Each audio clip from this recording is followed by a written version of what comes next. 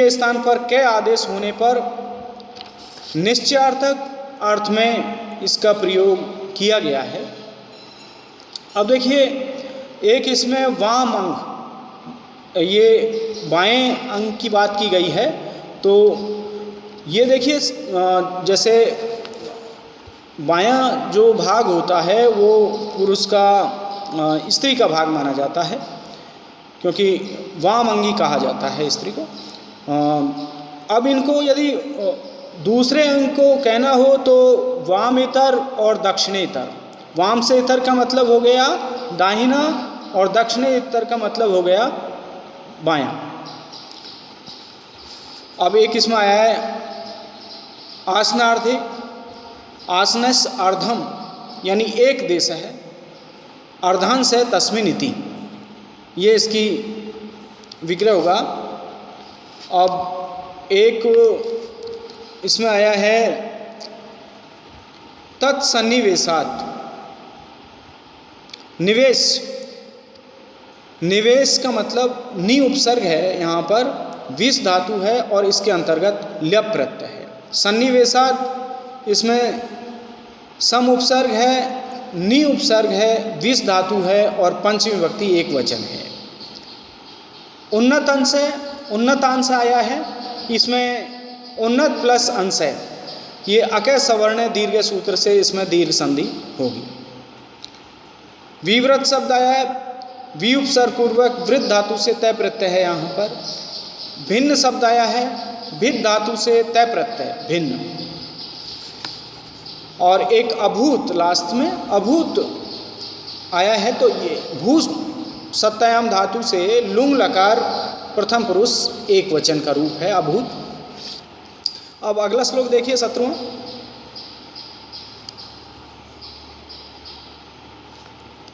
विलासिनी विभ्रत दंत पत्रम, विलासिनी विभ्रत विभ्रम दंत पत्रम अपांडुरम केतवर्मन्य प्रिया नितंब्यो उचित सन्निवेशै विपाट्यामास युवा नखाग्रही।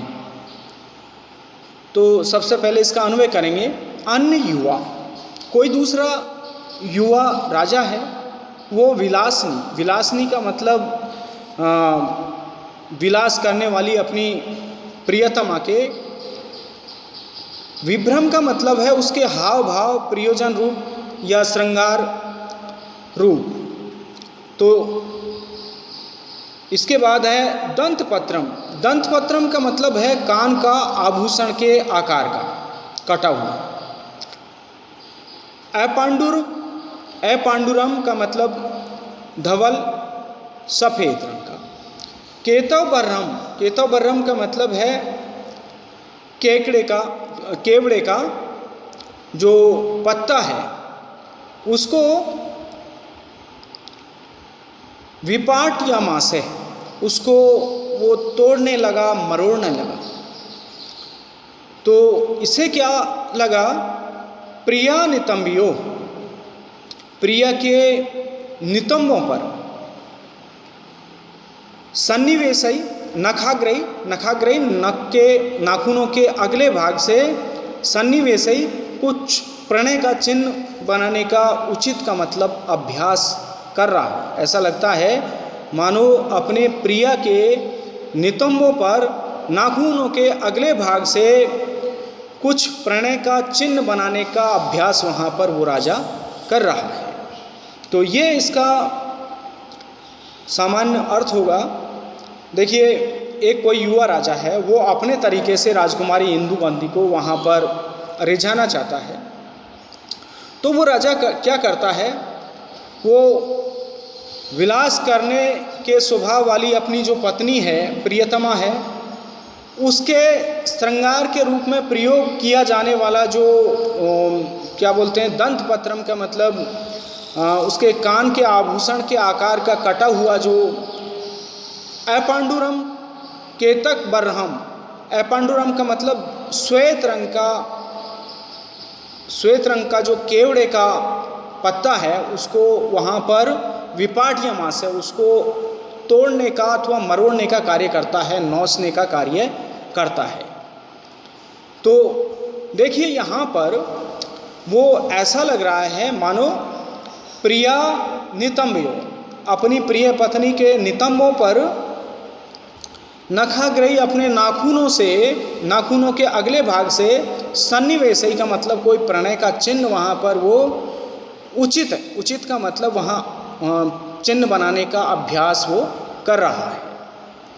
तो ये इसकी व्याख्या होगी।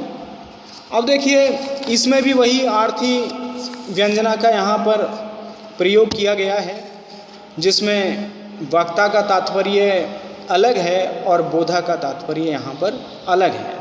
यहाँ पर देखिए, यहाँ पर जो वक्ता का तात्पर्य है वही आर्थी व्यंजना का प्रयोग इसमें है। तो यहाँ वक्ता जो वो कोई युवा राजा है, उसका तात्पर्य यह है, यदि तुम्हारा और मेरा मिलन होता है तो मैं तुम्हारे नितंबों पर प्यार करते समय इस प्रकार से नरव चिन्ह बनाऊंगा कि इससे तुम्हारे प्रेम का जो आनंद है वो और अधिक बढ़ जाएगा। और यहाँ पर जो बोधा है, राजकुमारी इंदुमती है, वो जब राजा को इस तरह से जो केतव का पत्ता है, केवड़े का जो पत्ता है, उसको जब वो तोड़ने मरोड़ने लगता है, मसलने लगता है, तो उसको ऐसा लगता है कि ये घास काटने वाले की तरह एक कुलक्षणी राजा है, जो अपनी कम अक्ल को यहाँ पर दिखा रहा है और इस तरह से वो उस सुंदर पत्ते का एक तरह से विनाश कर रहा है। तो ये इंदुमती का यहाँ पर आशय है। जबकि वो राजा प्रयास ये करता है कि यदि तुम मेरा वर्णन करती हो तो मैं जिस तरह से इस केवड़े के पत्ते को नोच रहा हूँ, उसी तरह से तुम्हारे नितंबों पर मैं प्रणय का चिन्ह बना दूंगा और उससे तुम्हारा जो प्रणय का आनंद है वो और अधिक बढ़ जाएगा। लेकिन यहाँ पर इंदुमती इसका आशय अलग तरह से समझती है। वो पत्तों को तोड़ने मरोड़ने वाला कुलक्षणी राजा के रूप में उसको समझती है। तो इसमें भी देखिए यहाँ पर उपजाति, अब जब ओवरऑल जब इस श्लोक को देखते हैं तो इसमें जब छंद की बात करते हैं तो उपजाति छंद है, और यहाँ पर अलंकार उत्प्रेक्षा अलंकार होगा, क्योंकि इसमें मानो जो भाव का अधिग्रहण किया गया है, इससे उत्प्रेक्षा अलंकार यहाँ पर हुआ है। मानो वो राजा अपनी प्रिय पत्नी के नितंबों पर प्रणय का कुछ चिन्ह बनाने का अभ्यास कर रहा हो। तो इसमें उत्प्रेक्षा अलंकार है, संभावनम उत्प्रेक्षा साधर्मेण तरेण वा, ये इसका लक्षण होगा। अब आसमंतात शब्द है, तो ये आसमंतात पांडुरम इति अपांडुरम, जो पुष्प का सब ओर से जो रंग है वो पूरी तरह सफ़ेद है। उसके 5 भाग होते हैं और वो पाँचों भाग श्वेत होते हैं। अब एक नितंब शब्द आया है, तो नितंब की व्याख्या निद्राम तम्यते इति नितंब है। ये कमर के पीछे वाला उभरा हुआ भाग नितंब कहलाता है, और जिसको हम चूतड़ भी कहते हैं। और रति का पोषण करने में ये सर्वाधिक सहायक होता है और ये अत्यधिक उत्तेजना पैदा करता है। तो स्त्री के शरीर में विद्यमान जो 8 कामेंद्र होते हैं, 8 काम के जो केंद्र होते हैं, उसमें नितंब का अत्यधिक महत्वपूर्ण स्थान है। विलास है, वी उपसर्ग पूर्वक लस धातु से घ प्रत्यय होगा, विलास है। अब सन्निवेश है, सम उपसर्ग, नि उपसर्ग और विष धातु सन्निवेश है।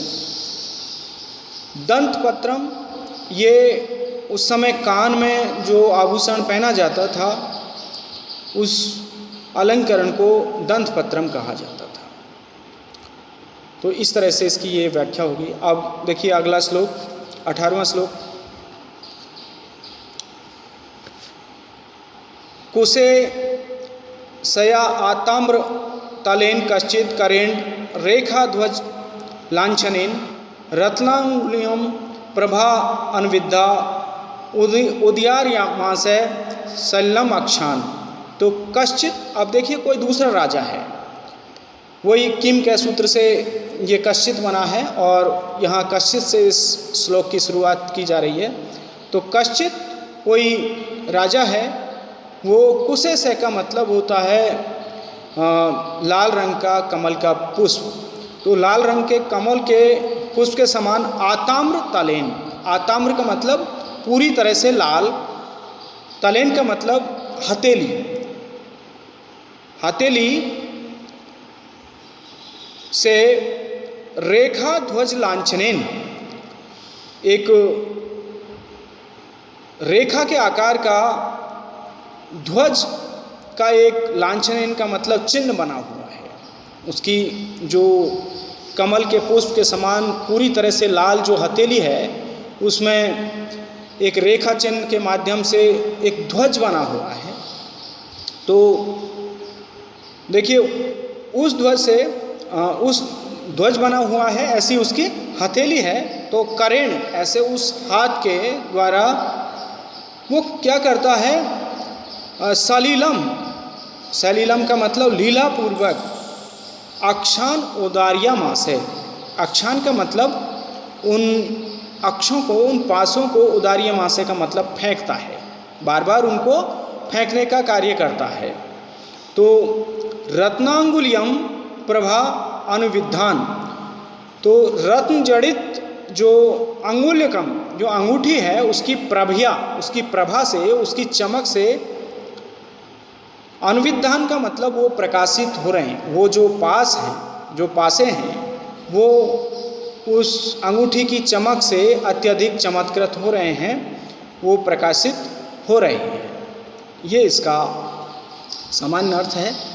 तो यहाँ पर देखिए वो राजा उस राजकुमारी इंदुमती को रिझाने का उस प्रयास करता है। तो उसका एक तरीका अलग है। वो क्या करता है कि उस राजा की जो हथेली है वो कुसेसय का मतलब लाल कमल के समान पूरी तरह से, आरक्त का मतलब पूरी तरह से वो लाल है हथेली, और उस हथेली में जो रेखा है उसमें ध्वज चिन्ह बना हुआ है। और ऐसे हथेली वाले हाथ से, करेण का मतलब उस हाथ के माध्यम से, अक्षान का मतलब उन पासों को, जुए खेलते समय जो पासे फेंके जाते हैं, तो उन पासों को, सलीलम का मतलब लीला पूर्वक उन पासों को, उदार्यमासय का मतलब बार बार ऊपर फेंकता है। तो वो जो पासे हैं वो रत्नांगुलिकम, वो रत्न जड़ित जो अंगूठी है, उसकी प्रभा से, अनुविधान का मतलब वो अत्यधिक चमत्कृत होते हैं, प्रकाशित होते हैं। तो यहाँ पर देखिए इसमें भी वही आर्थी व्यंजना का प्रयोग किया गया है। महाकवि कालिदास ने यहाँ इसके अंतर्गत आर्थी व्यंजना का प्रयोग किया है। तो इसमें वही वक्ता देखिए यहाँ पर जो राजा है, जो इस तरह की हरकत कर रहा है और पासों को बार बार ऊपर, हथेली पर बार बार ऊपर लीलापूर्वक उछाल रहा है, तो उसका यहाँ भाव ये है कि हम दोनों का विवाह हो जाता है तो मैं आपके साथ इसी प्रकार से खेलूँगा जिस प्रकार से इन पासों के साथ में इस समय मैं खेल रहा हूँ। तो ये तो तात्पर्य उस राजा का हुआ कि विवाह के बाद मैं आपके साथ में इसी तरह खेलूँगा। और यहाँ पर जो बोधा के रूप में इंदुमती है, वो इसका भाव ये समझती है कि ये राजा, क्योंकि उस समय वेदों के अनुसार जुआ खेलना एक कुलक्षण था, वो निकम्मेपन का, आलसीपन का और कायरता का प्रतीक था। तो यहाँ पर देखिए उस राजा को वो ये समझती है कि ये जुआरी राजा है, तो इससे कोई मतलब नहीं है, और वो उसको छोड़ करके आगे बढ़ जाती है स्वयंवर स्थल पे। तो देखिए ऋग्वेद के कितव सूक्त में भी ये कहा गया है कि कभी जुआ नहीं खेलना चाहिए। अब यहाँ पर देखिए कुशेष है, आताम्र तलेन, इसकी अलग विग्रह किया गया है। कुशेष है यू, आताम्रम तलम यश से, तो इसमें वही बहुब्रीहि समास का प्रयोग किया गया है। अब इसमें एक शब्द आया प्रभा, तो ये प्र उपसर्ग है इसके अंतर्गत और भा धातु से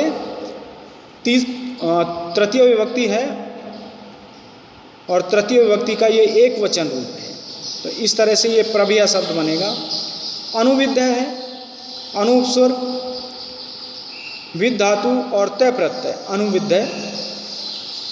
अक्षान, ये अक्ष शब्द है अदंत, इसमें द्वितीय विभक्ति के बहुवचन में सस प्रत्यय लग करके अक्षान रूप सिद्ध होगा।